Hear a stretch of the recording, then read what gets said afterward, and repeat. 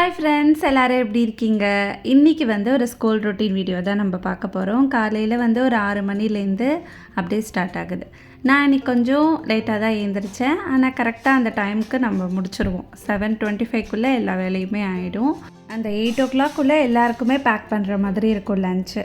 மித்தன் குட்டி 7:25க்கு கிளம்புவான். அதுக்கப்புறமா தக்ஷித் வந்து கிளம்புவான். அவரோடையே வந்து தக்ஷித்தோடையே ஹஸ்பண்டும் கிளம்பிடுவாங்க. ஸோ அதனால் 3 பேருக்குமே லன்ச் வந்து நான் 8 மணிக்குள்ளே பேக் பண்ணிடுவேன். லாஸ்ட் வீடியோவில் வந்து நிறையா கொஷின்ஸ் கேட்டிருந்தீங்க. ஷார்ட்ஸ்லேயும் வந்து நிறையா கொஸ்டின்ஸ் இருந்தது. அதுக்கு எல்லாமே நான் உங்களுக்கு கமெண்ட் பண்ணுறேன். இன்றைக்கி வந்து ஒரு டிஃப்ரெண்ட்டான ரெசிபி தான் எல்லாமே. ஆஸ் யூஷுவல் காலையில் வந்து இட்லி தான். இட்லி, தோசை அந்த மாதிரி தான் இருக்கும். ஏன்னா மித்துனுக்கு வந்து இந்த உப்புமாலாம் பண்ணால் சாப்பிட மாட்டேங்கிறான். அவன் வந்து ஒரு 7 o'clockலாம் சாப்பிட்றான் இல்லையா, அதனால் ஒரு மாதிரி பெரட்டுற மாதிரி இருக்கும் போல் இருக்குது பசங்களுக்கு. ஆனால் வெறும் பால் மட்டும் கொடுத்துட்டு அந்த மாதிரிலாம் நான் அனுப்புனதே இல்லை. ஏதோ ஒரு தோசைன்னா ஒரு தோசை. ஸோ சைட் டிஷ் வந்து நல்லா ப்ரோட்டீனாக இருக்கிறதுக்காக சாம்பார் அந்த மாதிரி தான் நான் வைப்பேன் எப்பயுமே. இன்றைக்கி வந்து நிறைய ரெசிபீஸ் நான் பிளான் பண்ணியிருக்கேன். காலையிலே எல்லாமே பண்ண முடியுமா அப்படின்னு கேட்டிங்க அப்படின்னா கொஞ்சம் கஷ்டம்தான். இருந்தாலும் எனக்கு செஞ்சு பழகிடுச்சு. அதனால் ஒரு 5-6 ஐட்டம் அப்படின்னா கூட நான் ஈஸியாக செஞ்சுடுவேன். ஏன்னா இப்போ தக்ஷித்க்கு வந்து ஒரு நாளும் ஒரு மாதிரி கொடுக்க சொல்கிறாங்க. அவன் வந்து இந்த தயிர் சாதம், பருப்பு சாதம், ரச சாதம் அப்படியே சாப்பிட்டு பழகிட்டான். இப்போ வந்து இந்த மாதிரி பழக்கிறது நல்லது தான். ஏன்னா கொஞ்சம் ட்ரையாகவும் கொடுக்கணும், கொஞ்சம் லிக்விடாகவும் கொடுத்து நான் பழக்கிட்டேன். லீவ்லலாம் பார்த்திங்கன்னா பருப்பு சாதம், நல்லா கெட்டியாக தயிர் சாதம், ரச சாதம் அதெல்லாம் அவனுக்கு ரொம்ப பிடிக்கும். இப்போ எப்படி அப்படின்னா ஒரு நாள் தேங்காய் சாதம், அப்புறம் மின்ட் ரைஸு, வெஜிடபிள் புலாவ், அப்புறம் ஒரே ஒரு நாள் தால் ரைஸு, கீரை அந்த மாதிரிலாம் அவனோட டைம் டேபிளில் இருக்குது. நான் ஃபஸ்ட்டு வீக் வந்து அதை நான் ஃபாலோ பண்ணல. ஏன்னா அவன் வந்து எப்படி சாப்பிடுவான் அப்படின்னு நமக்கு தெரியாது. ஸோ அவனுக்கு பிடிச்ச ஃபுட்டே கொடுத்தோம் அப்படின்னா கொஞ்சம் விரும்பி சாப்பிடுவான். ஸ்கூலுக்கு போகிறதுக்கும் கொஞ்சம் அழாமல் கிளம்புவான். என்ன சாப்பாடு வச்சுருக்க அப்படின்னு கேட்பான். ஒரு சில குழந்தைங்க கேட்காது, ஆனால் என் குழந்தை கேட்குது, வேறு வழி இல்லை. அதனால் அவனுக்கு பிடிச்ச மாதிரி தான் முதல்ல வச்சேன் நான். இப்போ காலையில் வந்து சாம்பார் சொன்னேன் இல்லையா, அதுக்கு வந்து 1/2 கப்பு பாசிப்பருப்புன்னா 1/2 கப்பு துவரம் பருப்பு அந்த மாதிரி குவான்டிட்டியில் நம்ம போட்டுக்கலாம். பருப்பு கொஞ்சம் கம்மியாக வேணும்னா கம்மியாகவே சேர்த்துக்கோங்க. ஏன்னா பருப்பு ஜாஸ்தி சேர்த்தோன்னா சாம்பார் நமக்கு நிறையா வந்துடும். பருப்பு வந்து கொஞ்சம் குக்கரில் வச்சுடுவேன். அது ஓரளவுக்கு நல்லா கொதித்து வர்றதுக்குள்ளே நான் வந்து தக்காளி, வெங்காயம், கேரட் எல்லா காய்கறியுமே நம்ம போடலாம். குழந்தைங்க சாப்பிடாத காய்கறி எல்லாமே இந்த சாம்பாரில் சேர்த்து குக்கரில் வைக்கிறோம் இல்லையா, அதனால் காய்கறி எல்லாமே கொஞ்சம் நமக்கு நல்லா மேஷ் ஆகிடும். நம்ம அப்படியே கையில் மசிச்சே கொடுத்துடலாம். அந்த மாதிரி தான் நான் கொடுப்பேன் எப்பயுமே. இன்னொன்று என்ன தெரியுமா, இப்போ ஒரு ஃபுட்டு நம்ம கொடுத்து பழக்கிட்டோம் அப்படின்னா பசங்க அதுக்கே அடிக்ட் ஆகிடுறாங்க. அது மாதிரி தான் மித்தணும். இப்போ காலையில் வந்து தோசை, இட்லி அப்படின்னா அதுக்கு சாம்பார் கண்டிப்பாக வேணும். சட்னி வந்து வச்சோம் அப்படின்னா சாப்பிடுவான். ஆனால் சாம்பார் வந்து வச்சோம் அப்படின்னா ஒரு இட்லி எக்ஸ்ட்ராவாகவே கூடவே சாப்பிடுவான். இப்போ இந்த பருப்புலாம் வேகிறதுக்குள்ளே நான் அந்த காயெல்லாம் கொஞ்சம் வதக்கிப்பேன். அதுக்கு வந்து ஒரு வானொலி வச்சு கொஞ்சம் கடுகு, சீரகம் வேணும்னா சீரகம் போட்டுக்கலாம். நான் இந்த சாம்பாருக்கு வந்து 2 பச்சை மிளகா சேர்ப்பேன். நல்லா டேஸ்ட்டாக இருக்கும். இந்த ஹோட்டலில் கொடுப்பாங்க இல்லையா, அதை விட இது நல்லாவே இருக்குங்க. சூப்பராக இருக்கும் கொஞ்சம் தண்ணியாக வச்சிங்க அப்படின்னா. இப்போ இதுக்கு வந்து சின்ன வெங்காயம் போட்டோம் அப்படின்னா அதோடய டேஸ்ட்டே டிஃப்ரெண்ட்டாக இருக்கும். காலையில் அதெல்லாம் உரிக்கிறதுக்கு நமக்கு டைம் இல்லை. ஒரே ஒரு பெரிய வெங்காயம் அதுதான் வெட்டி போட்டிருக்கேன். தக்காளி வந்து ஒரே ஒரு சுத்து மிக்சியில் வந்து அப்படியே அடித்து போட்டுருவேன். ஏன்னா இந்த தக்காளி மட்டும் என்ன தான் நம்ம குக்கரில் வச்சாலும் மேஷ் ஆகிடும். ஆனால் அந்த ஒரு இது இருந்தால் கூட அவன் எடுத்துடுறான். ஒரே ஒரு பீஸ் இருந்தால் கூட. அதனால் அந்த தக்காளி கூட தெரியாமல் மிக்ஸ் பண்ணிவிடுவேன்.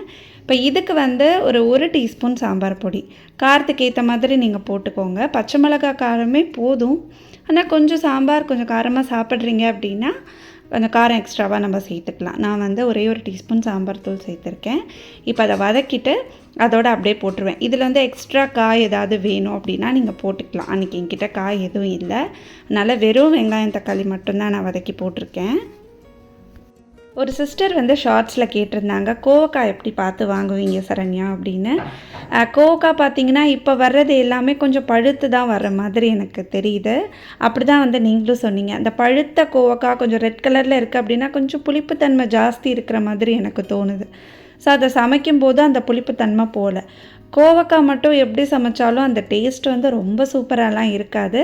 இருந்தாலும் அதை நம்ம கொஞ்சம் சூப்பராக மாற்றுறதுக்கு ஏதாவது டிஃப்ரெண்ட்டாக ரெசிபி வந்து நான் ட்ரை பண்ணுவேன். இன்றைக்கி வந்து கோவக்காய் சாதம் தான் நான் பண்ண போகிறேன். அது எப்படி பண்ணுறேன்னு நீங்கள் பாருங்கள். ஃபஸ்ட்டு கோவக்காய் பார்த்திங்கன்னா நல்லா கொஞ்சம் எண்ணெய் விட்டு நல்லா வதக்கிப்பேன். இது கொஞ்சம் நம்ம பொடி பொடியாகவும் கட் பண்ணிக்கலாம். பெருசாக கட் பண்ணுறது பிடிக்கல அப்படின்னா கோவக்காய் சமைக்கிறீங்கன்னா இப்போ நேற்று நைட் வாங்கி அடுத்த நாள் காலையிலே சமைச்சிருங்க. ஒரு 2 நாள் வச்சிங்க அப்படின்னா பழுத்துரும், புளிப்பு டேஸ்ட்டு வந்துடும்.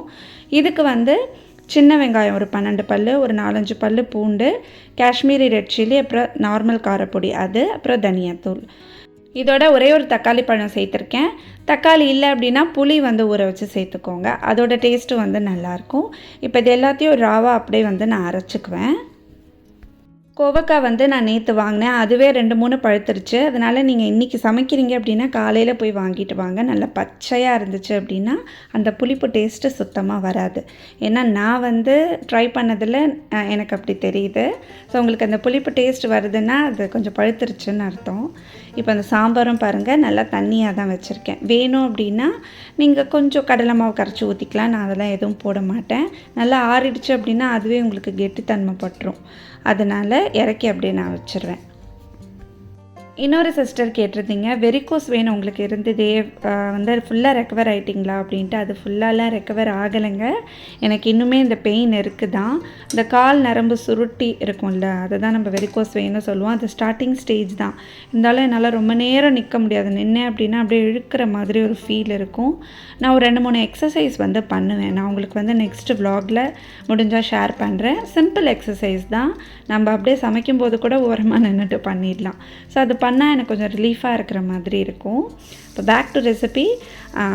கோவக்காய் சாதத்துக்கு எண்ணெய் ஊற்றிட்டு கடுகு, கொஞ்சம் சீரகம், ஒரு 2 வரமிளகா, ஒரு வெங்காயம், பெரிய வெங்காயம் தான். அதை அப்படியே நல்லா வதக்கிக்கலாம். ஏன்னா சின்ன வெங்காயம் வந்து அரைச்சிருக்கேன். இப்போ அரைச்ச விழுதை வந்து அப்படியே நம்ம சேர்த்துடலாம். இதில் இப்போ ரா ஸ்மெல் பிடிக்கல, ஏன்னா அரைச்சி எனக்கு சேர்க்க பிடிக்கல அப்படின்னா நீங்கள் எல்லாமே அப்படியே சேர்த்துட்டு நல்லா சுருளை வதக்கிக்கலாம். இப்போ தேவையான அளவு உப்பு, கொஞ்சமாக மஞ்சள் தூள் போட்டுக்கிறேன். ஏன்னா நான் அரைக்கும் போதே கொஞ்சம் காரெல்லாம் சேர்த்துட்டேன். அதனால் இதில் வந்து காரம் நான் சேர்க்கலை வதக்கும்போது. கோவக்காய் ரைஸ்க்கு அது கொஞ்சம் நல்லா சுருளை வதங்கணும். அதை வந்து அந்த பக்கம் தூக்கி வச்சுட்டேன். இப்போ தக்ஷுக்குட்டிக்கு வந்து இன்றைக்கி கோகோனட் ரைஸ் சொல்லியிருந்தாங்க. அது வந்து நான் எப்படி பண்ணுறேன்னு காமிக்கிறேன். நெய்யில் வந்து கொஞ்சம் கடுகு தாளிச்சுக்கோங்க. கொஞ்சமாக பண்ணுறதுனா இந்த மாதிரி பண்ணலாம், ரொம்ப டேஸ்ட்டாக இருக்கும். கொஞ்சமாக உளுத்தம்பருப்பு, ஆனால் கடலைப்பருப்பு டேஸ்ட் அவனுக்கு பிடிக்காது, சாப்பிட மாட்டான். உளுத்தம்பருப்பு ரொம்ப பிடிக்கும், அதனால் அது போட்டிருக்கேன். ஒரே ஒரு பச்சை மிளகா. உங்கள் குழந்தை பச்சை மிளகா சாப்பிட மாட்டாங்க அப்படின்னா விட்டுருங்க. கொஞ்சமாக பெப்பர் பொடி கடைசியாக சேர்த்துக்கலாம். கொஞ்சமாக வந்து இதில் நான் ஜீரகம் போட்டிருக்கேன், டேஸ்ட்டாக இருக்கும். இப்போ கோகோனட் மட்டும் போட்டோம் அப்படின்னா அவனுக்கு சாப்பிட மாட்டான். கேரட் அவனுக்கு ரொம்ப பிடிக்கும், பச்சையாகவும் சாப்பிடுவான். அதை குக் பண்ணி கொடுத்தாலும் பிடிக்கும். அதை மட்டும் சீவி அப்படியே நான் சேர்த்துக்கிட்டேன். கொஞ்சமாக தேவையான அளவு உப்பு சேர்த்துட்டு இதோட வந்து அப்படியே துருவின தேங்காய் ரொம்ப டேஸ்ட்டாக இருக்கும். நான் இஞ்சிலாம் சேர்க்கலைங்க, ஏன்னா இஞ்சிலாம் சேர்த்தா கொஞ்சம் காரம் வந்துடும், அதனால் சாப்பிட மாட்டான். ஒரே ஒரு குட்டி பச்சை மிளகா தான் நான் சேர்த்துருக்கேன். உங்கள் குழந்தை காரம் சாப்பிடுவாங்க அப்படின்னா 2 பச்சை மிளகா சேர்த்துக்கோங்க. இதோட வந்து அப்படியே நான் சாதத்தை போட்டு மிக்ஸ் பண்ணிட்டேன். அன்றைக்கி நிஜமாகவே ரொம்ப டேஸ்ட்டாக இருந்துச்சு. என்னதான் நமக்கு சமைக்கிற சாப்பாடை விட குழந்தைங்களுக்கு இப்போ செய்கிற சாதம், அவங்க சாப்பாடெல்லாம் ரொம்ப டேஸ்ட்டாக இருக்கும். ஸோ இப்போது சாதம் ரெடி ஆகிடுச்சு தக்ஷுக்குட்டிக்கு. இந்த தொக்கும் வந்து நல்லா அப்படியே சுருளை வதங்கிடுச்சு. இப்போ வதக்கி வச்ச கோவக்காவை நான் அதில் அப்படியே சேர்த்துக்கிறேன். இப்படி வந்து நீட்டாக சாப்பிட பிடிக்கல அப்படின்னா நீங்கள் இன்னும் பொடி பொடியாக சாப் பண்ணி கூட போடலாம் கோவக்காய். நான் வந்து அது நான் அன்றைக்கி ஃபஸ்ட் டைம் பண்ணேன், அதனால் எனக்கு தெரியாமல் கொஞ்சம் நீட்டமாக நறுக்கி போட்டுட்டேன். நீங்கள் சாதத்துக்கு இன்னும் கொஞ்சம் பொடியாக கட் பண்ணி போட்டிங்கனாலும் டேஸ்ட்டாக இருக்கும். கோவக்காய் சேர்த்துட்டு அது கொஞ்சம் வதங்கட்டும். அதுக்குள்ளே இப்போ அந்த தேங்காய் கோகோனட் ரைஸுக்கு நான் வந்து சைட் டிஷ்ஷு உருளைக்கிழங்கு ஃப்ரை பண்ணிகிட்ருக்கேன். ஸோ இதெல்லாம் வந்து எக்ஸ்ட்ரா வேலை தான். காலையிலே பாருங்கள் இவ்வளோ ரெசிபி போகுது. ஆக்சுவலாக அன்றைக்கி வந்து அவங்க பன்னீர் கிரேவி சொல்லியிருந்தாங்க. கேரட் தேங்காய் ரைஸுக்கு சைட் டிஷ் பன்னீர் கிரேவி. ஏன்னா அது கொஞ்சம் ட்ரையாக இருக்கும் இல்லையா, கொஞ்சம் லிக்விடாக தொட்டு சாப்பிட்லான்னு. ஆனால் தக்ஷுக்குட்டிக்கு பன்னீர் வந்து அவன் சாப்பிட மாட்டான். அப்படியே முழுசாக தெரிஞ்சிச்சு அப்படின்னா அவன் சாப்பிட மாட்டான். அதை நான் க்ரஷ் பண்ணி அவனுக்கு வேறு மாதிரி பண்ணி கொடுப்பேன், பன்னீர் சாதம். அது வந்து நான் உங்களுக்கு இன்னொரு நாள் வீடியோவில் காமிக்கிறேன். இப்போ இதுலேயுமே நான் கொஞ்சம் காரம் கம்மியாக வெங்காயம் சேர்க்காமல் அப்படியே ட்ரை ரோஸ்ட் பண்ணிட்டேன். இப்போ இந்த கோவக்காய் சாதத்துக்கு இதுக்கு தொக்கு மாதிரி நல்லா வந்து சுருளை நம்ம வதக்கிக்கணும். அப்படி கோவக்காவை நசுக்குனிங்க அப்படின்னா மசியணும், அந்த மாதிரி. நான் இது கொஞ்சம் எடுத்து வச்சுக்கிறேன், எனக்காக கொஞ்சம் எடுத்து வச்சுட்டேன். மிச்சம் இருக்கிற தொக்கில் அப்படியே சாதத்தை போட்டு பெரட்டினீங்க அப்படின்னா ரொம்ப டேஸ்ட்டாக இருந்ததுங்க. ஆனால் நிஜமாவே அந்த கோவக்கா மட்டும் இன்னும் கொஞ்சம் துண்டாக கட் பண்ணி போட்டிருந்தேன் அப்படின்னா இன்னுமே நல்லாயிருக்கும். எனக்கு ஆனால் ரொம்ப பிடிச்சிருந்தது. என் ஹஸ்பண்ட்க்கு கோவக்கானா ரொம்ப இஷ்டம். அன்றைக்கி வந்து ரொம்ப நல்லா இருந்துச்சு. அவர் வந்து காலையில் ஒரு வாய் அவர் கிளம்பும்போதே ஊட்டி விட்டுருவேன், ஒரு வாய் சாப்பிடுங்க அப்படின்னு. ரொம்ப நல்லாயிருக்கு அப்படின்னு சொன்னார். கண்டிப்பாக அந்த ரெசிபி ட்ரை பண்ணி பாருங்கள். இதுலேயே வந்து நான் சொரைக்காய் சாதம், அப்புறம் இந்த சௌச்சௌ சாதம் அதெல்லாம் கூட ட்ரை பண்ணியிருக்கேன். ஆக்சுவலாக அதெல்லாம் நான் ஷூட் பண்ணி வச்சுருக்கேன், உங்களுக்கு ஷார்ட்ஸில் வந்து போடுறேன். லாஸ்ட் வீடியோவில் வந்து ஒரு சிஸ்டர் என்னோடய ட்ரெஸ் லிங்க் கேட்டிருந்தாங்க. அவங்க பேர் வந்து புல்லட் VV23 அப்படின்னு இருந்தது. ஸோ அது வந்து துணி எடுத்து தைச்சது, அது மெட்டீரியல் தான். மீஷோவில் வந்து லாவணி எனக்கு வாங்கி கொடுத்தா. அந்த லிங்க் கிடச்சிது அப்படின்னா நான் உங்களுக்கு அட்டாச் பண்ணுறேன். சுகன்யா வாசுதேவன் அப்படிங்கிற சிஸ்டர் வந்து நூடுல்ஸ் பண்ணிங்கல்ல, அந்த கடாய் வந்து எங்கே வாங்கினீங்கன்னு கேட்டிருந்தீங்க. அது வந்து நான்ஸ்டிக்கை அகரோவில் நான் பர்ச்சேஸ் பண்ணேன். நிறைய குவான்டிட்டியில் பண்ணுறேன் அப்படின்னா அதில் பண்ணுவேன். அதோட லிங்க்கும் வந்து நான் உங்களுக்கு அட்டாச் பண்ணுறேன். லாவண்யாக்கு என்னாச்சு அப்படின்னு நிறைய பேர் கேட்டிருந்தீங்க. உடம்புக்கெல்லாம் ஒன்றும் இல்லை, உடம்பு எதாவது சரியில்லையா அப்படின்னு கூட 2-3 பேர் கேட்டிருந்தீங்க. அப்படிலாம் எதுவுமே இல்லைங்க. ஏதாவது மிஸ் அண்டர்ஸ்டாண்டிங்காக. ஸோ ரிப்பீட்டட் கொஷின் அதுதான். அந்த மாதிரிலாம் எதுவுமே கிடையாது. அது மாதிரிலாம் வரவும் வராது. அவள் கொஞ்சம் பிரேக் எடுத்துகிட்ருக்கா, அவ்வளோதான். நான் ரொட்டீனாக வந்து நாங்கள் நிறைய வருஷம் பண்ணிகிட்ருக்கோம். சரி கொஞ்ச நாளில் நான் போடுறேன், கொஞ்ச நாள் நீ போடு அப்படின்ட்டு. ஆனால் 2 பேருமே சேர்ந்தே எடுக்கிறதுக்கு தான் நாங்கள் பிளான் பண்ணிகிட்ருக்கோம். கண்டிப்பாக வந்து வீடியோஸ் வரும். இன்றைக்கி வந்து மித்தன் குட்டிக்கு ஏன் லஞ்ச் பேக் பண்ணல அப்படின்னு நீங்கள் கேட்பீங்க. மித்தனுக்கு வந்து லாவண்யா கொடுக்குறேன்னு சொல்லியிருந்தா. அவனுக்கு அவள் கொடுத்தாலுமே தக்ஷுக்கும் அவருக்கும் நான் பேக் பண்ணணும். எனக்கும் வந்து சரியாக தான் இருக்கும். இப்போ 2 பேருக்கும் பேக் பண்ணிட்டேன். இப்போ ஸ்நாக்ஸுக்கு வந்து அவன் இந்த நட்ஸ்லாம் சாப்பிட ஆரம்பிச்சிட்டான் தக்ஷு. அதனால் அதுவும் நான் அப்படியே வச்சுருக்கேன். ஸோ இன்னைய ரொட்டீன் வந்து இப்படி தான் போச்சு. இது மாதிரி தான் டெய்லியுமே ஒரு ரெசிபி ஏதாவது டிஃப்ரெண்ட்டாக பண்ணுற மாதிரி தான் இருக்குது. ஏன்னா தக்ஷித்க்கு இப்போ கொஞ்சோண்டு சாதம் எடுத்து அவனுக்கு தனியாக பண்ணுறேன். அடுத்து ஒரு முக்கியமான வேலை என்ன அப்படின்னா, இன்றைக்கி பாபா பூஜை ஆரம்பிச்சிருக்கேன். ஒரு வேண்டுதல் வந்து நான் வேண்டிகிட்டு இருந்தேன். அது வந்து அதை நடத்தி கொடுத்துட்டாரு. என்னென்னா மித்தனுக்கு வந்து கொஞ்சம் உடம்பு சரியில்லாமல் இருந்தது இல்லையா, கை ஒரு மாதிரி இருக்குதுன்னு நான் சொல்லியிருந்தேன் உங்களுக்கு ஒரு vlogல அம்மா வீட்டில். ஸோ அதுக்காக நான் பாபாவுக்கு வந்து வேண்டியிருந்தேன். 9 வீக்ஸ் வந்து பூஜை பண்ணுறேன்னு அதை வந்து ஸ்டார்ட் பண்ணிட்டேன். அன்றைக்கி வெற்றிகரமாக வந்து ஒரு வாரம் கம்ப்ளீட் பண்ணியாச்சு. இந்த vlog உங்களுக்கு பிடிச்சிருந்தது அப்படின்னா எங்கள் சேனலை லைக் பண்ணி சப்ஸ்கிரைப் பண்ணுங்கள். நெக்ஸ்ட் வீடியோவில் மீட் பண்ணுறேன். அது வரைக்கும் பாய் ஃப்ரெண்ட்ஸ்.